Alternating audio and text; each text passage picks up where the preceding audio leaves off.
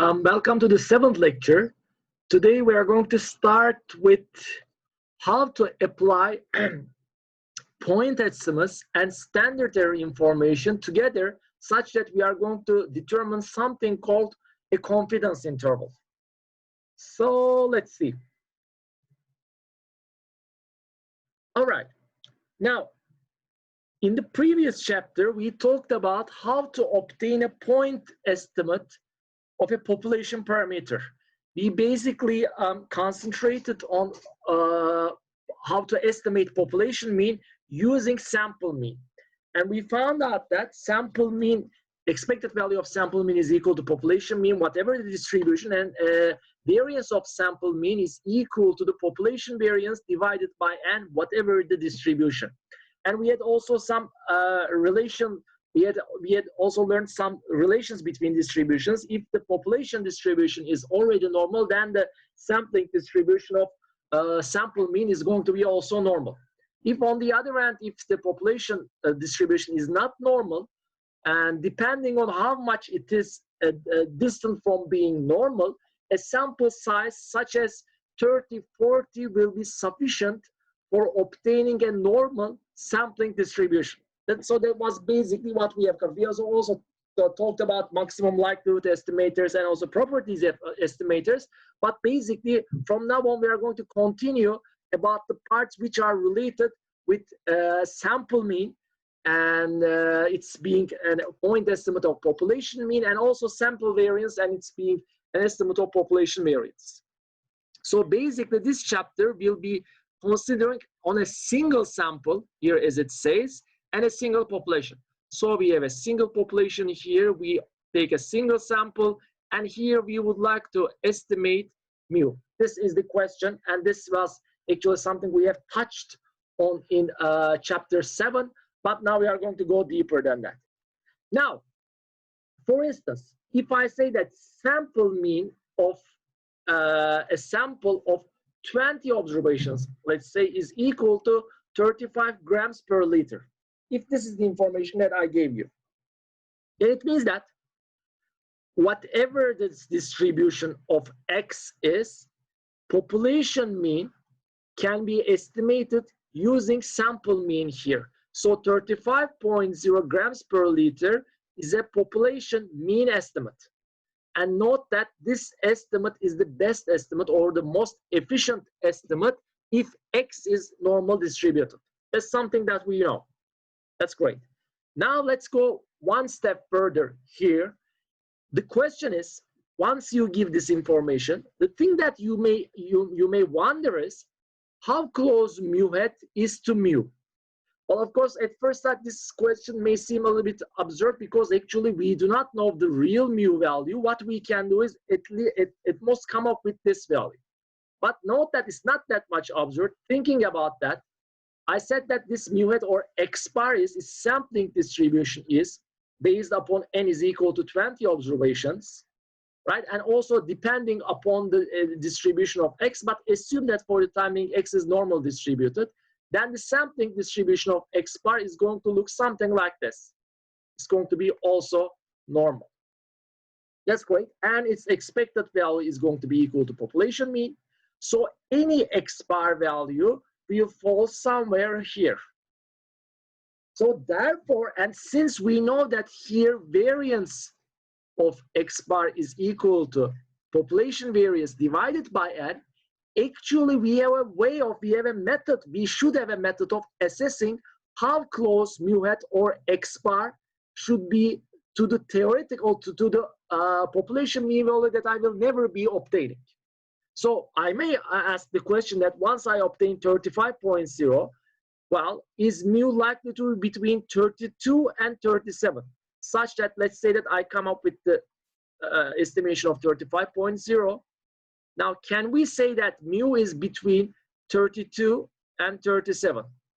Well, as you can see, there are two units here, and there's a reason why I give 2 units on both sides. Later, I'm going to be talking about that. Or maybe this is going to be between 25 and 45. This time, 10 units here, 10 units here. What I'm trying to say is that actually how much precision of the point estimate of x bar, which is mu hat, is the precision of the point estimate is unclear here. If you only report the point estimate, and if this point estimate, for instance, has a small variance value, and note that this is actually when you take the square root, this is what we call standard error of x bar. If the standard error of x bar is low, then it means that this distribution is going to be narrow. Then it means that any x bar value will be likely to be close to mu value. Therefore, it's going to have a high precision. On the other hand, if this value, standard error, is high, or x bar is high, then we are going to have a much more flatter distribution for the sampling distribution of x bar. So in this case, x bar may fall anywhere here. So it's going to be a much more imprecise point estimate. But the moral of the story is the point estimate does not contain any information about the precision here. And also, as I try to mention here, but I'm going to talk about this intervals in more detail, it doesn't give us any information about the intervals where the real mu value might be. So we can say that actually bounds that represent an interval of plausible values for a parameter are examples of what we call interval estimate. So here in this question, we have what we call a parameter estimate, but actually we don't have an interval estimate. An interval estimate for a population parameter is called confidence interval. So let's make it formal. Now with 35.0 or whatever the mu hat value, we have point estimate, but we also need a confidence interval for mu, a plausible region, a region which suggests that mu is most likely to be within that range. And we would also like this value to be reported. Well, as an example, think about all those scientists talking about, for instance, the time that a large magnitude earthquake is going to take place. So they may give point estimates, but usually they do not do it actually, because a 32 years of point estimate does not mean too much. What they usually do is give an interval. They say that from 5 years to 45 years. Actually, I don't know much about this, anything about this earthquake science, just like you. So just do not, of course, take these numbers seriously. But what they give is actually a confidence interval for their prediction. It's not the exact thing, because actually what we are trying to predict is not a parameter there, but actually a certain outcome or response that we are trying to predict. Nevertheless, the logic is similar. So in reality, we are going to also feel the need to report a confidence interval for the parameter of interest accompanied its point estimate. All right, so now I'm going to go step by step, talking about slightly different conditions. What do I mean by that? Let's say that for the time being, x, the random variable that we're interested in, is normal distributed. We do not know the mu value of this distribution, but we know sigma square. Now, this is pretty much atypical. In many cases, we may estimate with good accuracy that a population is normal distributed. That's not that much abnormal or abnormal. And in many cases, we would not be knowing its population mean value. But here is the problem. If we do not know the population mean value, we wouldn't be also knowing, for most cases, for practical cases, its population variance. But let's not do it that way. Let's assume that, just for the sake of learning this topic, and in the next section, or in the next part, I'm going to relax this assumption, and I'm going to say that this is also unknown. But for the time being, this is known. Normality is known. The only unknown is the population parameter, population mean value. Okay, so in this case, from this population with those properties, we sampled n elements, a sample of n elements. And what we would like to do is we would like to estimate mu, right? A point estimate of mu, and we also would like an interval estimate for mu. So both a point estimate and interval estimate for mu is required. Note that the point estimate of mu is represented by mu hat. Interval estimate is going to be shown with those L and U. And I'm going to show how these L and U are found. But this is basically what we would like to find. What we would like to find is a upper and lower limit for population mean such that the probability is mu is between those two values with a probability equal to 1 minus alpha.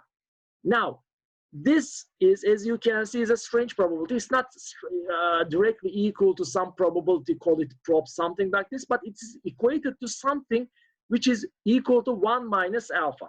Nothing fancy in terms of mathematics, but why bother with 1 minus alpha? This is going to be clear in the following chapters that we are going to be covering, particularly related with hypothesis test. But let's give a title to this, or name to this variable. This is called significance level. Here it's already written, so I don't need it. And 1 minus alpha is going to be equal to confidence coefficient, or I'm going to probably for most of the time, I'm going to be using the term confidence level. Please pay attention to the difference between those two words. Confidence level is the total probability. What's that probability? Probability that our population parameter are between those lower and upper limits. And it is those limits that we would like to find, and accompanying mu hat value with the point estimate, we are going to also report that. Now note that although I said that previously we are going to find some upper and lower limits for plausible mu values, note that still this is a probabilistic statement, because actually if you would like to obtain lower and upper values of mu with a probability, let's say equal to 1, so we would like to be certain with 100% accuracy, then those limits would be actually equal to plus and minus infinity. Because if we are talking about normal distribution, x has not any bounds, therefore x bar does not have any bounds. So if you would like to be certain that our mu value lies between those two values is with 100% certainty, then this is going to be the case. Since this is not something, as you can see, this is not useful. It means that your mu value is between minus and plus infinity, which says nothing. Actually, we sacrifice this probability. Usually, you are going to see that we are going to sacrifice this probability to be equal to 0.99 or 0.95 in some cases. Usually, 0.95 is a very typical, and sometimes 0.99 is also typical industrial confidence levels that we use. Note that corresponding to 0.99, alpha is going to be equal to 0.01, and corresponding to a confidence level of 0.95, the significance level is going to be 0.05. Please get used to this confidence level, significance level, the wording, and the very simple relation, the arithmetical relation between those two. This is going to be pretty much important. Anyway, now the question may be, how do we find these lower and upper values, which is going to be very straightforward. But before that, a more tricky question may be this. And for those who have not listened to the video about interpretation of probability, this may seem, well, there is nothing strange here. But those who have listened to that video, this should seem strange. What should seem strange? Let me erase all of this. The question is this: what is the meaning of this statement? Probability that mu is between a lower and upper value. Now, in order to first understand that there is something strange here in this statement, you really have to understand the interpretations of probability. Because from a frequency interpretation, that probably should seem very strange, because actually mu is a constant. There is a population here, that population has a constant mu value. So although we do not know this, we shouldn't be asking a question such as this one. Probability that a certain parameter are between these two values. In frequency interpretation of probability, and this course is totally about frequency interpretation, we always ask this kind of probabilistic questions. An upper limit and lower limit of a, let's say, random variable. What's the probability of that? A lower and upper limit may be given, and x is a random variable. So from experiment to experiment, this may change. Therefore, it may be between those two limits with a certain probability, or a certain probability is given. Then you are asked to find these lower and upper limits such that x will be between those two. But the question is, in frequency interpretation of probability, here there should be a random variable which changes from experiment to experiment.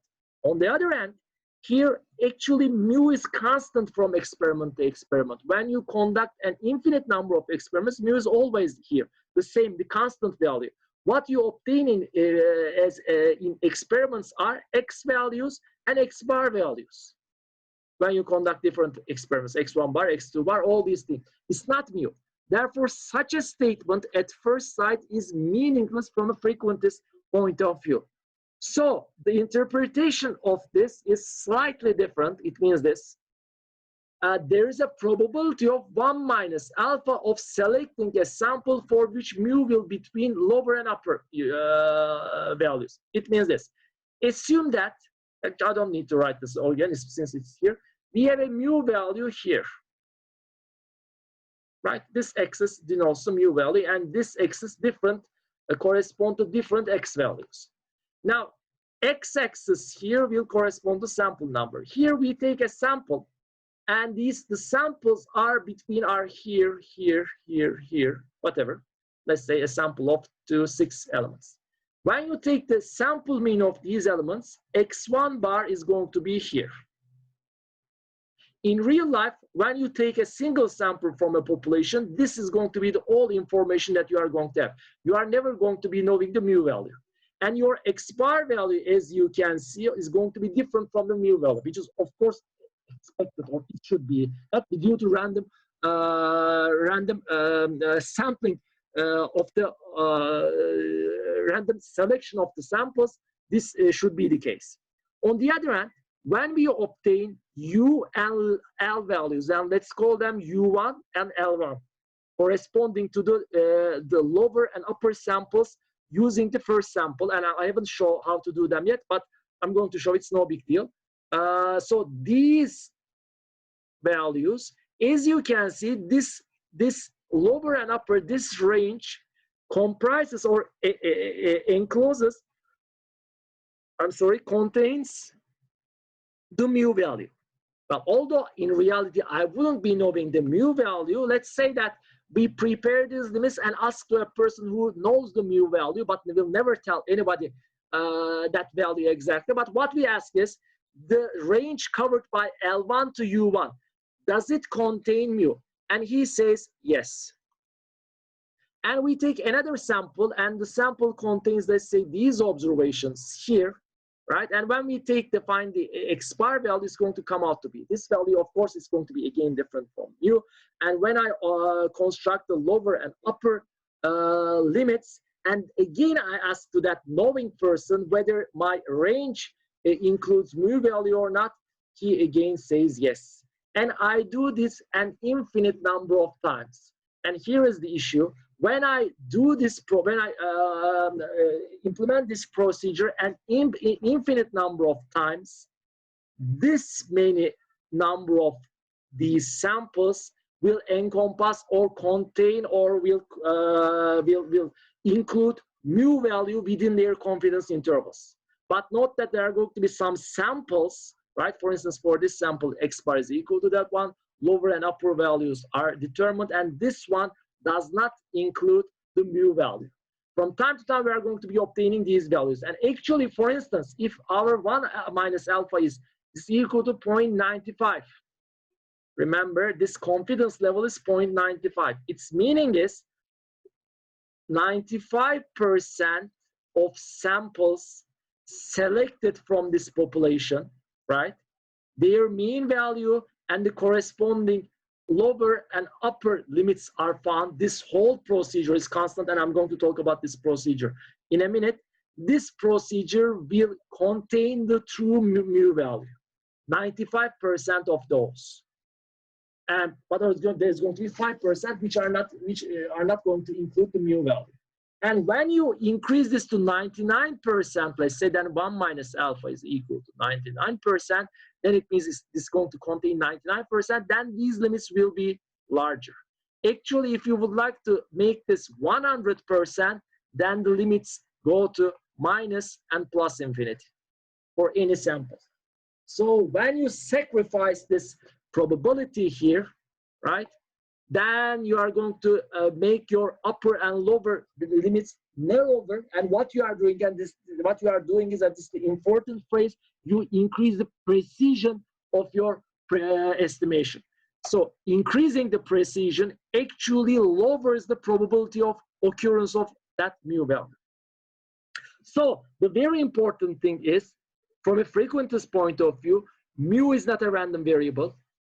Therefore, here, just as I said, from a frequentist point of view, this is the more natural way of thinking about the whole thing. X is a random variable, so from random experiment to experiment, it may change. On the other hand, here, the random variables are these lower and upper values. If you look from this perspective now, it makes sense. This lower value is a random variable, and mu is a constant population parameter, and upper value is also a random variable. So in each experiment, it's not mu which changes, but lower and upper values are changing. Hence, with 95%, 99%, or whatever the confidence level probability, these lower and upper values will include the true mu value. This is the interpretation of the confidence interval. Now comes the topic, how to find the lower and upper limits I just talked about. So this L and U.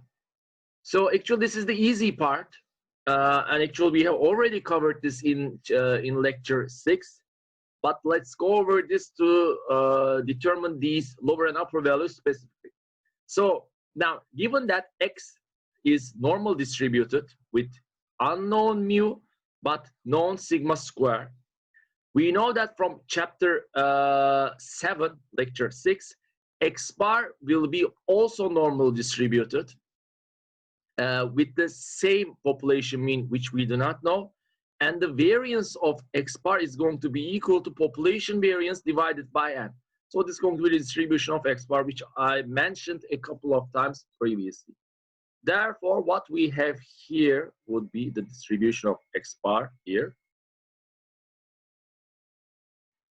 around population mean, and the variance here, the width here, will be proportional to the square root of the variance, which is equal to population variance divided by N.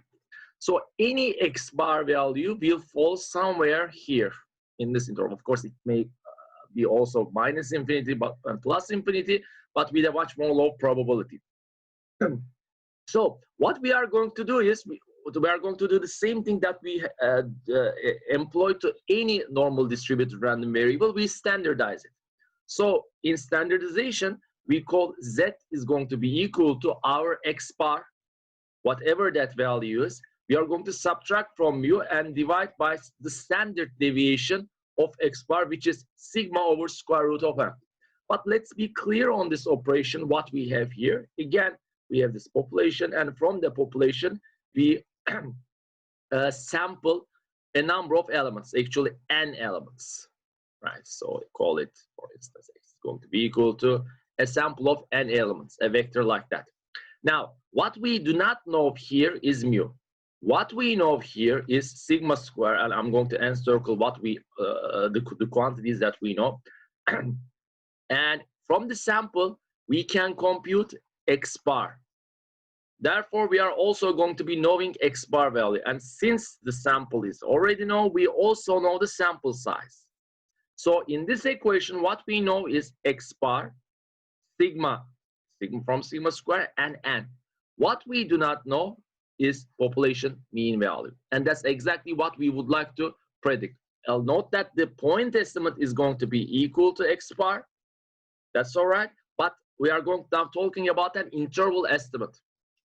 So this z value, since it's a standardized normal random variable, note that this is going to be between minus infinity and plus infinity. Hence, actually, it is going to be this distribution now we are talking about. If you just take this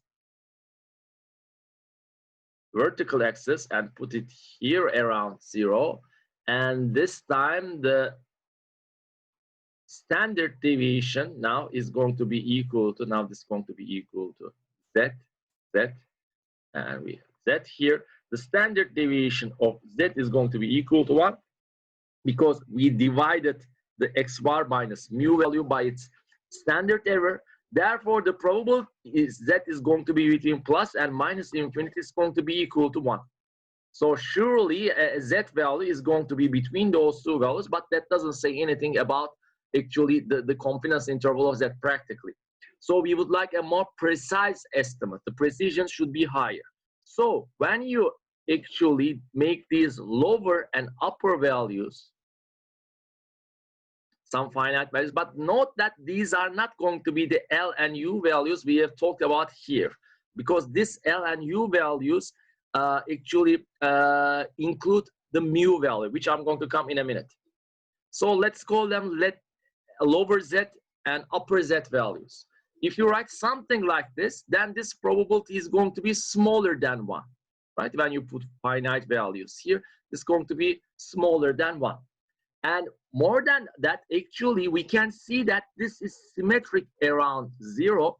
Therefore, whatever the value here, lower value here, actually, if you take the negative of that lower value, or when you take the upper value here, or negative value of upper value, it's going to be the same probability. So you can write it as minus uz, uz is going to be equal to, or smaller equal to 1, or let's make this concrete, is going to be equal to 1 minus alpha.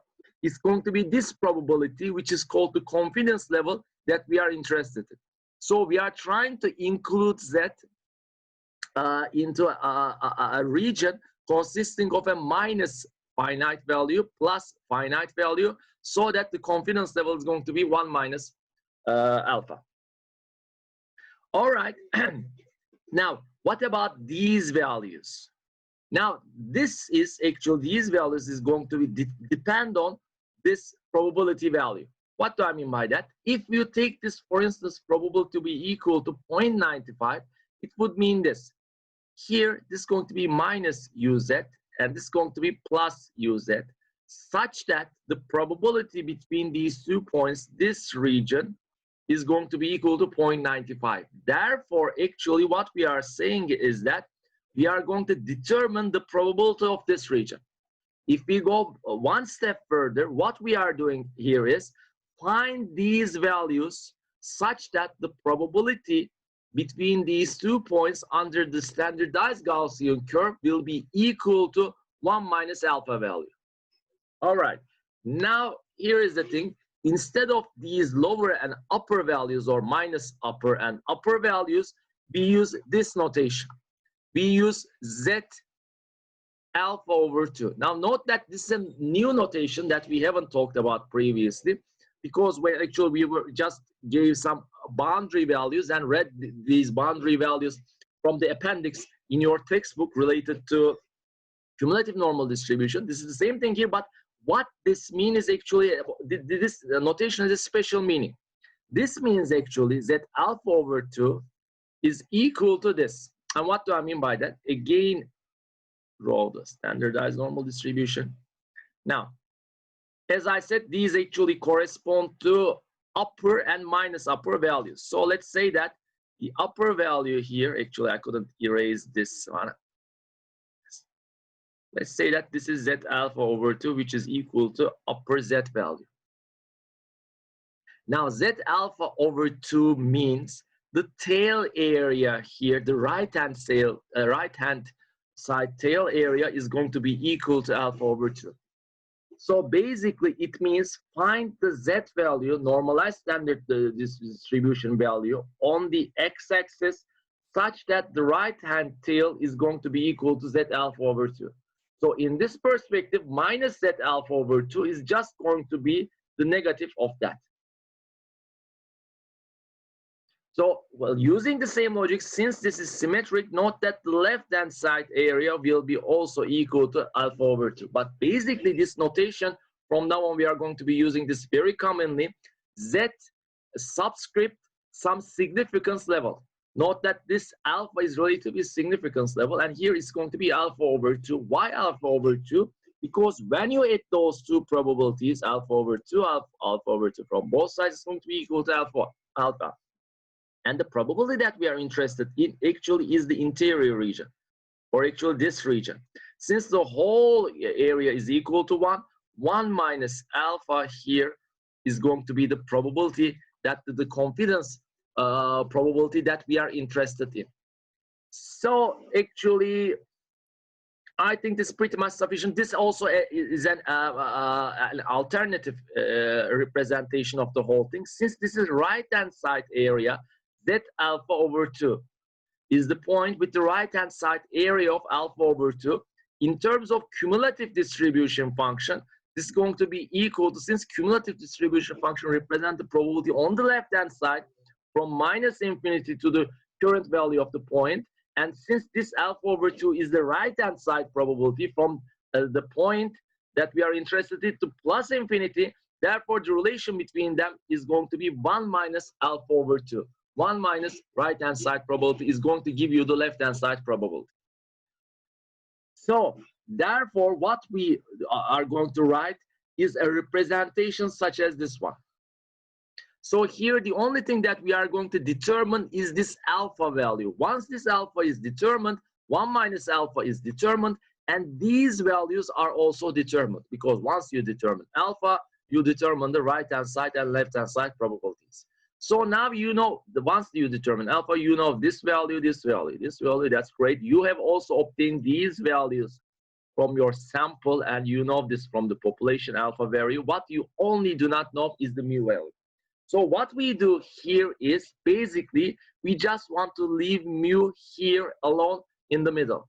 So you take these elements and multiply to the right-hand side and left-hand side with these Z values, and then pass X bar to the left-hand side, right-hand side, a very simple rearranging, and you obtain this result, which is going to be the first result that we are going to be using in terms of confidence intervals. It means probability that mu is going to be between a lower limit and an upper limit, and here lower and upper limit exactly corresponds to these L and U values. This probability is going to be equal to 1 minus alpha, which is going to be a confidence limit. And the meaning of this probability is to think this interpretation I already talked about. So if you sample many times, then of these many times, 1 minus alpha of these, the percent of these samples will contain this interval obtained from those samples will contain the true value of mu. So basically, again, from a sample, we are going to be obtaining X bar value, right? And the population sigma is given to you, although it's not realistic, but we are going to come to that later. N is the sample size, which is known. And the only thing that you need to determine is the alpha value, significance level. Once you determine this, then you are going to be determining also that alpha value. You are going to read those from the table, and you can find a confidence interval for mu. Again, if you determine significance level to be equal to 0, for instance, to be the highest precision, that's Z alpha over 2, Z0 is going to be, find the Z point where you have 0 area to the right-hand side. There is no point like this unless Z goes to infinity. Note that if you have a Z value here, it's some alpha over 2 value, there's going to be always a finite, though small, but still a non-zero probability on the right-hand side. So if you take this to be equal to 0, then it means 0 probability, which is only attained at Z goes to infinity. So that's not possible. We use some a larger numbers, such as 0.05, 0.01, things like that. Okay, now a question from your textbook. we have some readings, temperature readings from a certain region from June 1982 to 1993. So I guess there are 12 observations. Let me see how many of these observations. No, we have 11 observations, monthly temperature readings. And we assume that the temperature readings from temperature of that region is normal random variable. So the population, if you think about from minus infinity to plus infinity time, right? That if the temperature of that region is normal distributed, and somehow we know we are given the standard deviation value of the population temperature of the temperature values, which is, as I said previously, a little bit unrealistic, because well, if we know the variance, probably we are going to be knowing also the population mean value, whatever the method we have used to compute this one. But anyway, we are just going step by step. In the next section, we are going to relax this assumption and we are going to take the variance to be unknown. But for the time being, this is also known. So a certain sample is taken. So we are talking about the same scenario here, a population with unknown mu, but sigma square is known, or sigma is known. From that population, a sample is taken consisting of 11 observations, and we have x1 to x11, all these observations here. So we can find x bar value. So, and we are going to be able to find therefore mu hat value, but that's not going to be sufficient. We also need a confidence interval for mu. This is basically a kind of caricature, or maybe a caricature summary of the whole question. All right, the first part of the question says, find 95% two-sided confidence interval for mu. That's basically what it says is, find a lower, smaller upper region for mu such that this probability is going to be equal to 0.95. Well, it says two-sided, and all the thing that we have covered up to this point is actually two-sided. And you may ask, can there be one-sided confidence intervals? In those cases, they are called confidence bounds, and I'm going to talk about them again in a couple of minutes. All right. So the very first thing that we need to do is find the sample mean. Here is going to be 15.2 plus 14.2, all these values up to 15.2 divided by 11 observations. So I have to copy the value here if I can find it. Let me see.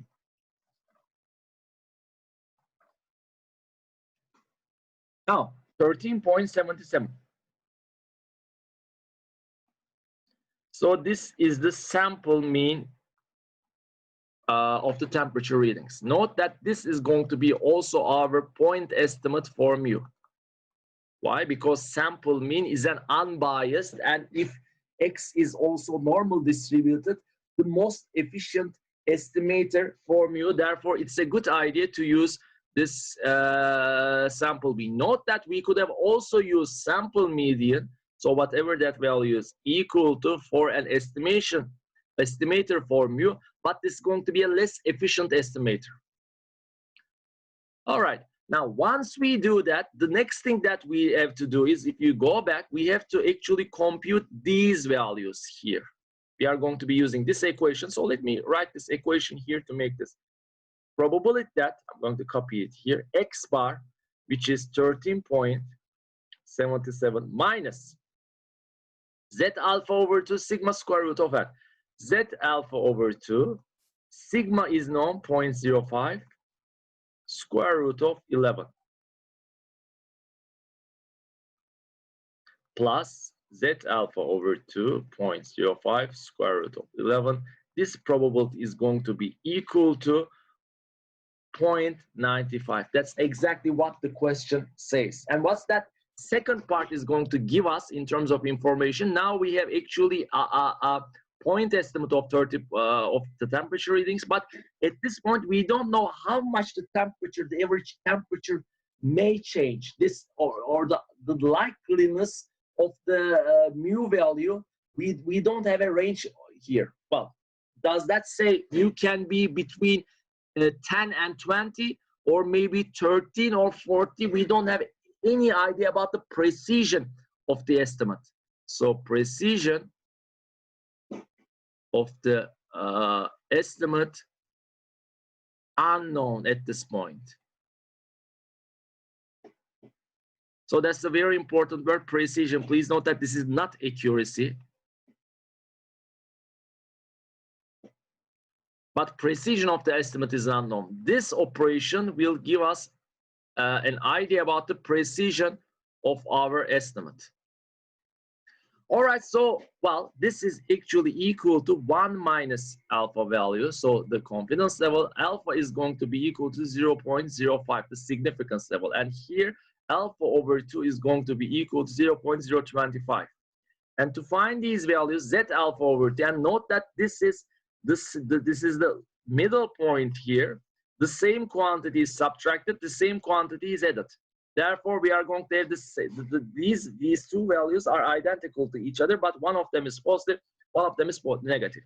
Then what we need to find is z alpha over 2, which is z 0.025. And what does that mean? Find the point here on the x-axis where the right-hand side probability is equal to 0.025. We are going to have the cumulative distribution function of 0.025 is going to be equal to 1 minus 0.025, which is 0.97. So we are searching for the point here so that this probability here is going to be equal to 0.97. 975. So actually that value is, if you look in your table, it's going to be equal to 0.025. This value is equal to 1.96. So now we have all the information that we need here. We feed this value and this value here. And when we compute these values, let me just copy the computed value here. This whole thing is going to be equal to 0.296. And when you do the whole computation, it's going to be equal to 13.47 smaller equal mu smaller equal 14 with a 0.95 probability. We can say that as a result, let me get rid of all these. Once you write this, actually this is the final result, but you can write it in also in this fashion as a kind of newspaper article heading, it may be. Mu is going to be between 13.47 and 14.08 with 95% confidence. So this is going to be a report of precision of our estimate. So now let's use these two information. Actually, let's get rid of everything else. These are our findings, statistical findings using this data. Our point estimate here using the sample is 13.77 Celsius of population mean, but we also say that with 95% confidence, population mean that we are trying to predict, we know that it's going to change from sample to sample. From this sample, the best estimate is this one, but it may easily be between 13.5 to 14.10 with 95% confidence. Note that when you increase this confidence, right, which we are going to do in the second part, this interval will also increase. However, precision will be lower. That's an interesting thing because one tends to think that, okay, when you increase this confidence, then precision will be increased. No. When you obtain a result with 100% confidence, this is the lowest precision. And the boundaries will be minus infinity and plus infinity. So please try to understand the relation between confidence and precision. A higher precision is a narrower region, right? But on the other hand, a narrower region is only made possible by a lower percent confidence. All right. Now the second part of the question, what about 99% confidence interval for mu? This time let me do it more properly, to step by step. So for these questions, we always start with 1 minus alpha is equal to 0.99, and then find alpha 0.01, then find alpha over 2 0.005. Then find the corresponding Z005 value, which is going to be equal to, so to find this value, we have to find 1 minus 0.005, which is 0.995. And this is going to be read from the appendix. And the value is going to be 0.005 is going to be equal to 2.576. Once you obtain this value, we put it inside this equation again. We have all the values that we need. We have the population mean, sample mean, I'm sorry, minus Z value is 2.567 multiplied by sigma divided by square root of 11. It's going to be equal to mu. This is going to be smaller equal to 13.77 plus the very same number here. So I'm going to compute this number and now right there, 0.388. It's going to be equal to 0.99 probability. And when you do the math, the result is going to be equal to 13.38, 14.16 with 99% probability. Now, as a comparison with the first part has given a result such as this one. Around this, of course, the same mu hat value because we are using the same sample. So around 13.77, we had the estimate of 13.47 and 14.08 Celsius for 95% confidence. For 99% confidence, on the other hand, this boundary is a little bit extended, around again 13.77, the same value. Now these values are 13.38 and 14.16.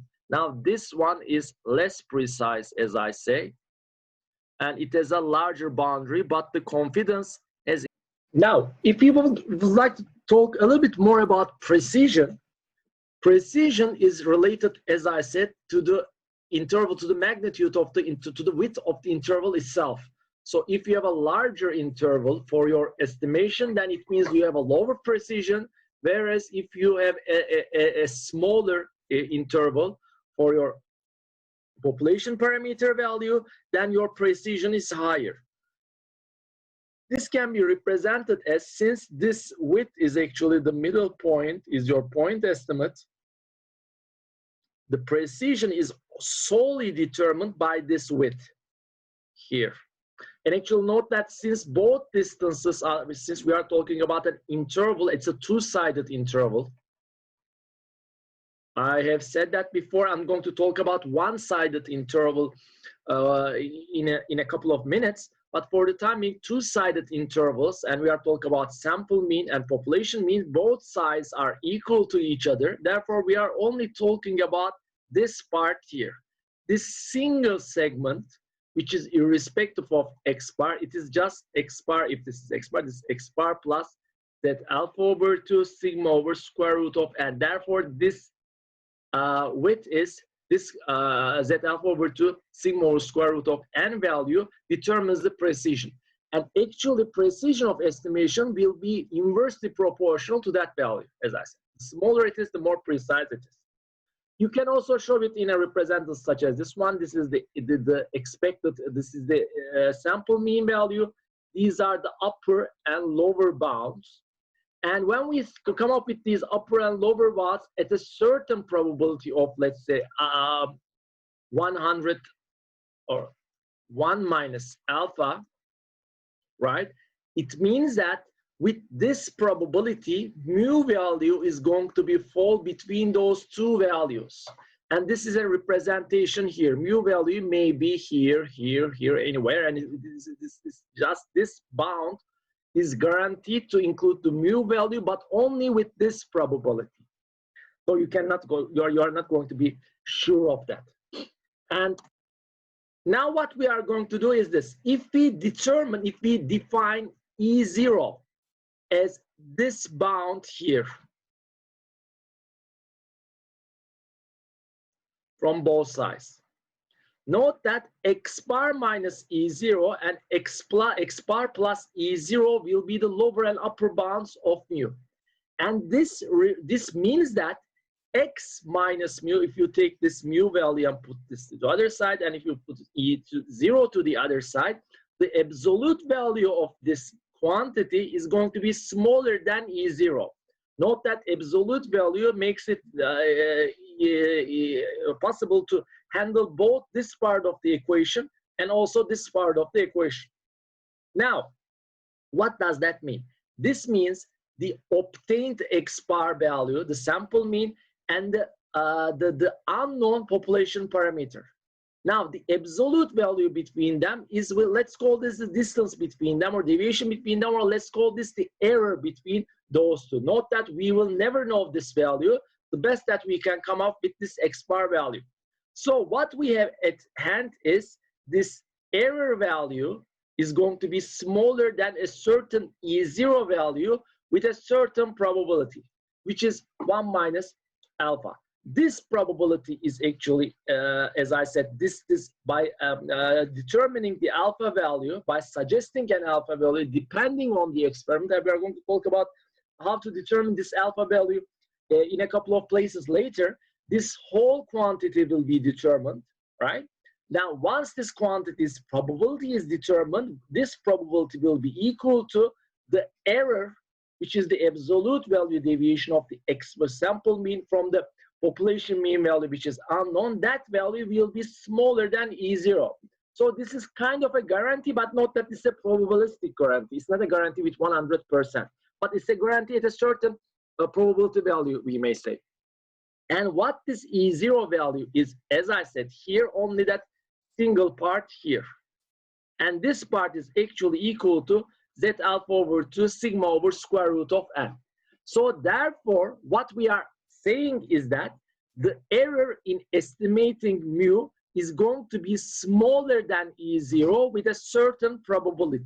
So now the question is this: what can we do to make this E0 smaller, but without sacrificing the probability? So I repeat again, this is what we have here, x minus, or let's not even write x minus mu. It's easier to think of using these symbols, I guess. The error between the true population value and its estimated value, we would like this to be smaller than E0. And this E0 is not that, let me write it also that way, E is smaller than Z alpha over 2 sigma over square root of n, with a probability of 1 minus alpha. And once we determine this alpha, then the rest will be determined, I said. So there's nothing that we can do to change any of these, it seems at first sight, but actually there is. Because once we determine alpha, what we determine is actually Z alpha over 2 value. And since this is a population parameter, there's also nothing that we can do to change. But what we can do is to change this n value. When you take a larger sample of elements, so that way, x1, x2 to xn, where n is a large value, what you do is, of course, you are going to obtain an x bar value, but the corresponding E0 value for this case, for a given alpha value, is going to be smaller compared to a sample with a smaller n value, because there is square root of n here. So there it actually comes the role of increasing the sample size. When you have a larger sample size, what you have is, again, you are going to have an x bar estimate, right? But what you are going to have at the same time is the standard error of x bar is going to be also smaller. Why? What's the standard error of x bar? It's going to be square root of n. N is a large number, therefore this is going to be a smaller number. And when you decrease the standard error of x here, note that this E0 is equal to Z alpha over 2 standard error of x bar. This value is going to be smaller, this value is going to be smaller. So what's the big deal? Note that this E0 is exactly this quantity here. So when E0 is decreasing, precision of the estimation is going to be increasing. And practically what's happening is that for the same probability, you are going to have a narrower range, a much more smaller range for your estimation of the mu value. Right, that's the very important point. So in an experiment, as an experimenter, just before starting the experiment, you should determine or you should decide on an n value such that it's going to give you a certain precision, right? A certain bound for error. Then you employ your perform your experiments and employ the statistics and come up with an interval, right? But as I said, the width of the interval is going to be directly is inversely proportional to the n value. As n is greater, you are going to have a narrower range. This is exactly what you want, because a narrower range means that your precision of estimation is higher at the same probability. Well, note that changing the probability, you can also change the precision of estimation, but there's a kind of trick. With that much given n sample, n element sample, there is that much that you can do. When you change the probability to 90% to 95%, 99%, well, there is also some information here, but it's not like changing or increasing the sample size. All right, so for a question, continue for previous question, if you would like our 95%, if you would like to be 95% confident that the error in estimating mu is less than 0.1 Celsius, then what should be the minimum sampling size? Let's try to solve this question. So here, now, if we go back here, now, in this question, in this formulation, as you can see, you can take n out here. So you can put E0 here, right? So E0 is going to be the width that we would like, right? And n is going to be the sample size, which is going to give or yield that much of a width value. So I'm going to copy this value here, or let me just write it that way, Z alpha over 2 sigma over square root of n is going to be equal to, what did I call it? E0. And E0 is what? E0 is, this is the expected value, and these are the lower and upper limits. This is E0. What I would like here is the error in estimating mu is less than 0.1 Celsius. This is exactly what E0 value means. Well, you may say, why does it say less than or equal to? Actually, you can maybe clearly see that. Actually, I should move my picture, which I cannot. Actually, but it says, let me write it here. The condition is mu is less than 0.5 Celsius. Well, if you like, you can put also less than equal to. So the error in estimating is less than equal to. This is exactly what this means. Note that here, probability that error, which is the deviation between the estimated value and the true value, is going to be smaller than E0 with 1 minus alpha probability. Note that this error may be any value. It may be 0 or it may be up to a value of E0, but it's certainly going to be smaller than 0, or let's put equal to, as I said, it doesn't matter. So here, actually, mu is, in the error estimating mu is exactly equal to 0.1 Celsius, would be an erroneous way of describing the question. So this is the correct way. Mu is going to be smaller or equal to 0.1 Celsius. This is the definition of E0. So the question actually simply says probability of A is 0.1 Celsius. This probability is equal to 0.95. This is what the question actually asks. For this case to be applicable, what should be the sampling size? Now that's a very easy question, but that's also a very interesting question, because that is actually a question experimenter should face at the beginning of the experiment, before conducting the experiment, before conducting the sample, because the experimenter actually doesn't know how many observations he or she is going to take. So this constraint, actually, if there is such a constraint here, we would like at the end our error margin to be smaller than 0.5 Celsius, dictates an n value. And how it does that employ, or how do we, how is that constraint revealed through equations? It is revealed through this equation. So our Z alpha over 2, since alpha is equal to 0.5, alpha over 2 0.025, Z 0.025 is 1.96.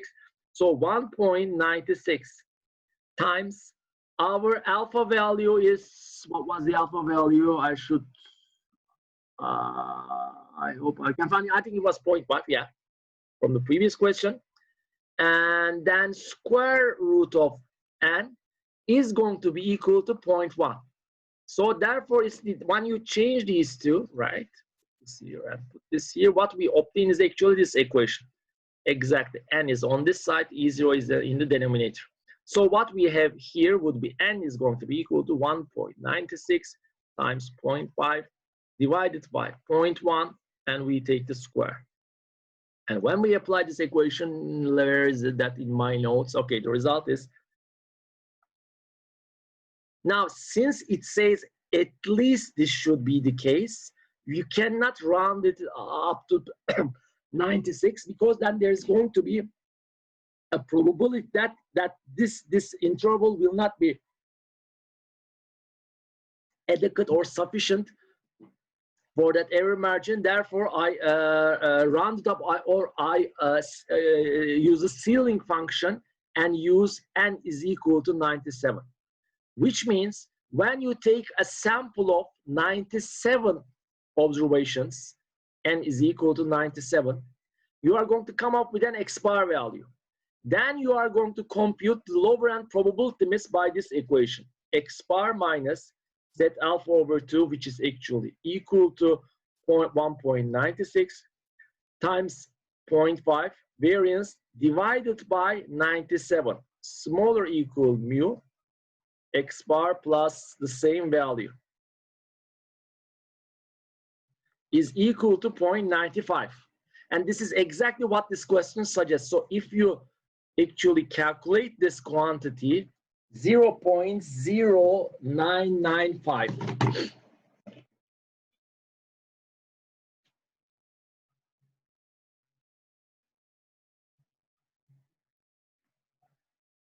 It goes like this. Therefore, whatever the x value here, the margin is going to be, as you can see, is going to be almost exactly equal to 0.1 Celsius, which means that with 95% probability, we're going to guarantee, I don't know if guarantee is the correct word here, we're going to suggest, or we propose, maybe say, we say that mu is going to be between x minus 0.1 and x plus 0.1 value. So we have a margin of 0.1. All right. So just like we have two-sided confidence intervals, we have also one-sided, and when we have one-sided, we do not say interval because we have one side here, we call it confidence bound. And how can I obtain a bound here? Because we should have actually two boundaries to include an observation. You just take the lower or upper value, any of those, to plus minus infinity. So basically, here is the question. What we have done was we determine a lower and upper value around x bar. If you take this one, for instance, and let it go to plus infinity, right, then there's going to be no, here it's going to go like this. And the lower limit in this case is going to change. I'm going to show you, but here for this case, we can get rid of this for practical purposes. This is going to be a one-sided confidence bound. And actually, this is going to be a lower confidence bound, because the mu value is bounded from the lower region. Whereas upper confidence bound, I think this is also pretty much obvious, x bar here. This time we let this lower value go to minus infinity, and we are going to have only an upper value here. So this is going to be an upper confidence bound. So this practically says, for instance, for these kind of questions, we would be interested the maximum plausible value of mu, but we don't care about the lower values of mu. And for this case, it's just opposite. You may ask for which type of questions this may be the case. The very typical case would be the questions related with safety. For instance, you may be interested in what is the highest amount of load that a bridge can withstand. I don't know whether that's a very good example because I'm not a civil engineer. I don't understand anything from that. So I don't know whether that's very meaningful from a scientific point of view, but we don't care about the low weights, but we only care about the high weights issue. So that there may be questions like also those related with safety or health issues where only one side is important, and that side is usually may cause some harm. So we would like to see the highest value that the mu population parameter can take. And the computation is very simple. In this case, think about again the standardized normal distribution. Previously, we have talked about an interval such as this one. In this case, we don't care about one of the bounds here. For instance, this is going to be a lower bound, so we are going to be only interested in this part.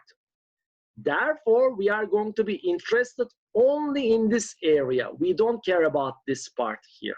So therefore, all of the alpha here is going to be here. Whereas when we had two-sided intervals, the significance level, probability, were partitioned into two. That was alpha over 2, that was alpha over 2. Now, depending on whether we have upper and lower confidence bounds, for instance, if we are talking lower confidence bounds, now the alpha value is going to be only on the left-hand side. And when it's the upper confidence bound, of course, it's going to be alpha, the sacrifice probability, I may say, is going to be only on the right-hand side.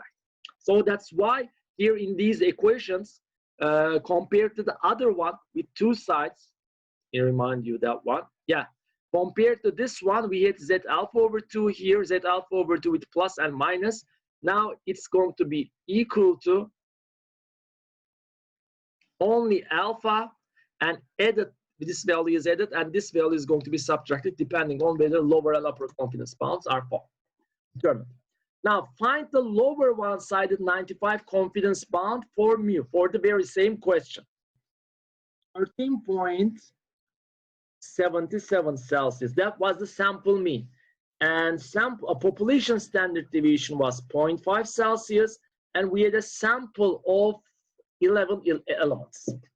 And I'm going to write also the result that we have found for the two-sided case, but for one-sided case, and the question actually asks the lower one-sided. So we are going to be using this one. So x bar minus this value. Also, please note that lower represents the lower region, so this should be minus. So be careful, you don't need to look for any equation. This makes sense that there's going to be a negative value here. Anyway, so mu is going to be, probable that mu is going to be greater than 13.77, then minus Z alpha. Now, Z alpha is the value that we are interested in. Since this is 0.95, 1 minus alpha is going to be 0.95, alpha is going to be 0.05, and we would be interested Z subscript 0.05 value. And this is going to be 1.60 something, if, yes, 645 from your appendix of your textbook. So therefore, this value is going to be 1645. Note that this value is changed compared to the two-sided case, times 0.5 and divided by square root of 11 is going to be equal to 0.95. And when you do this computation, it's going to prove that mu is going to be greater than 13.52 Celsius with a probability of 95.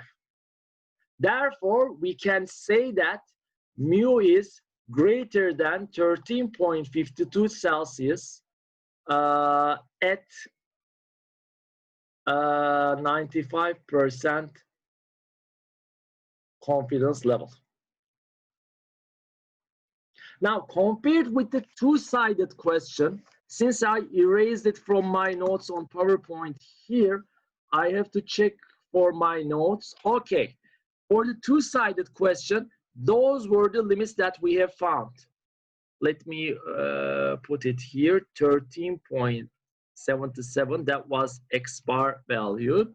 And the lower limit was found at 95 confidence level. And the upper value was 14.07. Okay, that was a two-sided case. For one-sided case, I'm going to have here,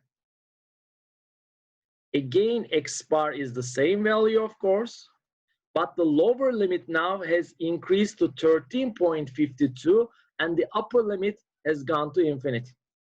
So the probability here is going to be equal to the probability here. That much is probability, that actually 0.025 probability is sacrificed here, and actually there is 0 probability left on the right-hand side because we let it go to infinity. Now, the last thing I would like to talk about this topic is relaxation of some of the assumptions. And with the relaxation of the second assumption, we are going to make a smooth transition to the next topic that I'm going to be talking about in the next lecture. So the first assumption that we would like to relax is the normality assumption. First of all, you may ask, why do we relax assumptions? Because we had some very strict conditions about population. We said that population of X is normal distributed. We said mu is unknown, but sigma square is known. And both of them, that normal distribution and especially, well, normal distribution may be valid for many cases, but this is a very weird situation. Mu is unknown, but somehow somebody has told us the variance value of the population. That's very atypical, I may say. So let's relax these assumptions. Normality. Now, if n is large, and how large n is greater than 30, and actually that's something that we have covered in central limit theorem, that central limit theorem implies that X bar will be also, the X bar will be normal distributed. So irrespective of the distribution of X, if the sample size is greater than 30, X bar is going to be normal distributed with, of course, the same population mean value and the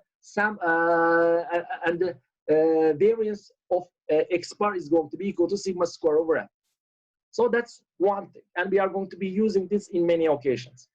Now the second one, and that's going to be the transition to the next topic, population variance. If you have even a larger sample size, this has got nothing to do with normality. We may have a normal distribution, or we may not have, we don't have a normal distribution. That's independent of that. If n is large enough, then instead of this population standard deviation value, we can use sample standard deviation value. Actually, this should have been standard deviation. It's not variance. Okay, I think it's obvious. So anyway, so in this case, equation will turn into this form. And in this equation, what has only changed is this variance is a standard, population standard deviation is replaced by sample standard deviation. You may say at first that, what's the big deal? The big deal is now we don't know also this. There is no circle around that one. Standard deviation is also unknown. All right, we take a sample of X, Then what are the calculations that we do? We find X bar, and X bar is going to be the point estimate of mu. Then we would like to find an interval estimate of mu, and that interval estimate will consist of some z alpha over 2 sigma over square root of n. Sigma is population standard deviation. You go and that person here is that. Of course, I don't know this standard deviation of this population. Now, instead of this sample population standard deviation, now you go to your sample, just like you have calculated X bar, you also calculate sample standard deviation. Instead of sample variance, sample standard deviation is used.